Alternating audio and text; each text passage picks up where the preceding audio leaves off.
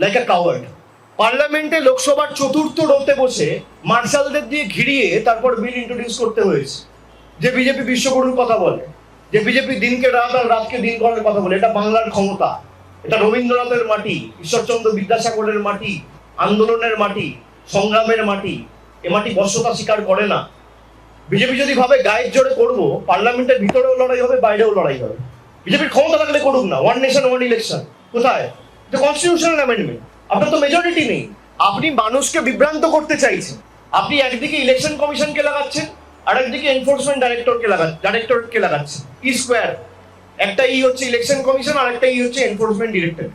একটা ইডিকে লাগিয়ে আপনি বিরোধী নেতাদের স্তব্ধ করতে চাইছেন, বিরোধী শূন্য করতে চাইছেন। আর একটা ইকে লাগিয়ে আপনি ভারতবর্ষের নাগরিকদের অধিকার ছিনিয়ে নিতে চাইছেন। আর যেই আপনি এসআইআর করতে ব্যর্থ হয়েছে, ঠিক সেই সময় দৃষ্টি ঘোরানোর জন্য হঠাৎ 10 ঘন্টার নোটিশে কনস্টিটিউশনাল অ্যামেন্ডমেন্ট নিয়ে এসছে।